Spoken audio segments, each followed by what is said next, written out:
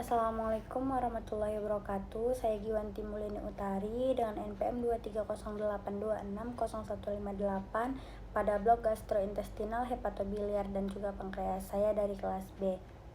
Baik, di sini saya akan menjelaskan tentang penyakit gastritis. Nah, di mana gastritis ini adalah peradangan pada mukosa lambung yang dapat bersifat akut maupun kronis.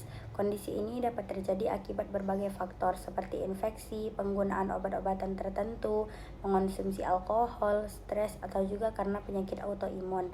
Gastritis ini bisa menyebabkan nyeri epigastrium, mual, muntah, dan juga gangguan pencernaan lainnya.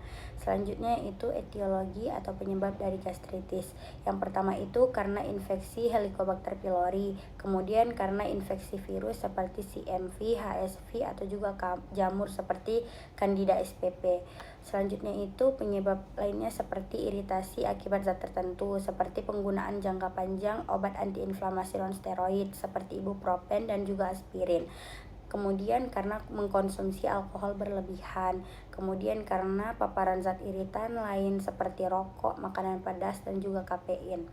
Kemudian penyebab selanjutnya yaitu karena reaksi autoimun, di mana gastritis autoimun terjadi akibat sistem imun menyerang sel parietal lambung yang dapat menyebabkan defisiensi vitamin B12.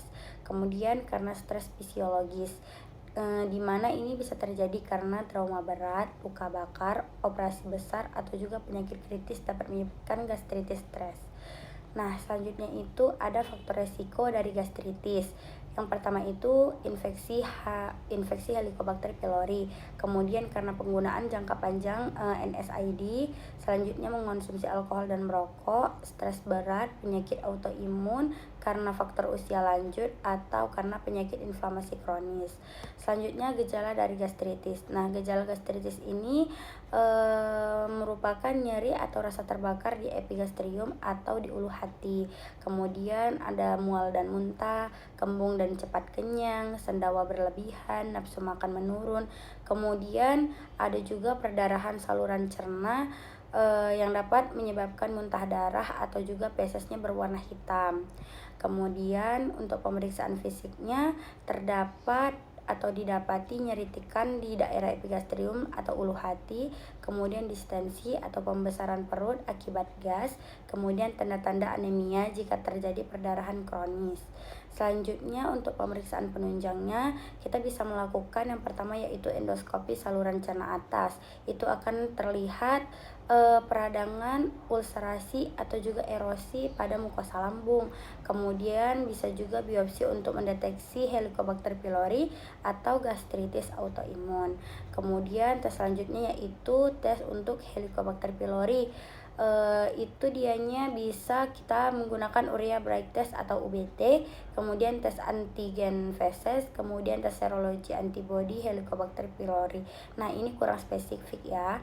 Kemudian untuk pemeriksaan darahnya, hemoglobin dan hematokrit untuk mendeteksi anemia akibat perdarahan kronis. Kemudian untuk vitamin B12 jika dicurigai gastritis autoimun. Kemudian yang terakhir yaitu ada tes tinja. Ini untuk melihat ada atau tidaknya perdarahan untuk saluran cerna. Yang tadi kalau dianya positif, fesesnya itu samar. Kemudian untuk tata laksana farmakonya, kita bisa memberi yang pertama itu obat untuk menghambat pompa proton atau PPI yang berfungsi untuk menurunkan asam lambungnya seperti omeprazol, esomeprazol, lansoprazol, pantoprazol, dan juga rabeprazol. Di mana omeprazol ini dosisnya 20 hingga 40 mg sekali sehari selama 4 sampai 8 minggu.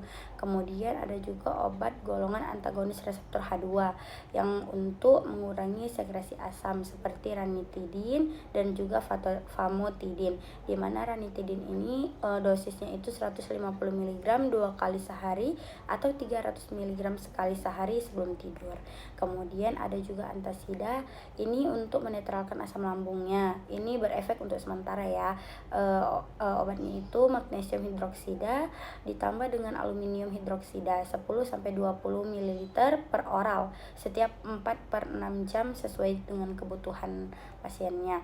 Kemudian untuk selanjutnya itu ada obat golongan protektan mukosa, dia untuk melindungi mukosa lambung seperti sukralfat dan juga misoprostol. Kemudian untuk antibiotiknya ini untuk jika helikobakternya positif, ini untuk terapi eradikasi kita kasih amoxicillin dan juga metronidazole untuk alternatifnya. Metronidazole ini sediaan 500 mg 2 kali sehari jika alergi penisilin.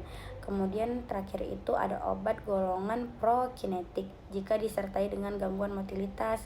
Nah, contohnya itu ada domperidon dan juga metoclopramid, di mana domperidon ini sediaannya 10 mg 3 kali sehari sebelum makan dan metoclopramid 10 mg 3 kali sehari sebelum makan. Kemudian untuk tata laksana non farmakonya itu kita bisa edukasi ke pasien berupa perubahan pola makan dan juga gaya hidup seperti menghindari makanan pedas, makanan asam dan juga berlemak. Kemudian mengurangi konsumsi kafein, alkohol dan juga rokok. Makan dalam porsi kecil tetapi sering. Tidak makan terlalu dekat dengan waktu tidur. Contohnya nih kita habis makan langsung tidur itu tidak boleh. Selangilah beberapa jam sesudah makan baru kita tidur. Kemudian selanjutnya itu ada manajemen stres, seperti kita bisa melakukan yoga, meditasi, terapi psikologis jika stres menjadi faktor pemicu. Kemudian menghentikan penggunaan NSAID. Jika harus mengonsumsi NSAID ini, gunakanlah bersama PPI atau misoprostol. Baik, selanjutnya saya mengambil materi dari Kaya CTNS, Guresci S, What is gastritis, what is gastropathy, how is it classified, Truk J Gastroenterol tahun 2014 dari jurnal PubMed. Selanjutnya saya ambil dari Cia JK, Cia AY, Acute Gastritis Associated with Enterovirus Infections, Archpatol LabMed tahun 2010 dari jurnal PubMed juga. Selanjutnya itu dari Siponen P, Maros HI, Chronic Gastritis Scan J Gastroenterol tahun 2015 dari jurnal PubMed juga. Baik, sekian dari saya. Terima kasih banyak. Saya minta maaf jika ada kesalahan dan juga kekurangan dari video saya. Baik, terima kasih. Wassalamualaikum warahmatullahi wabarakatuh.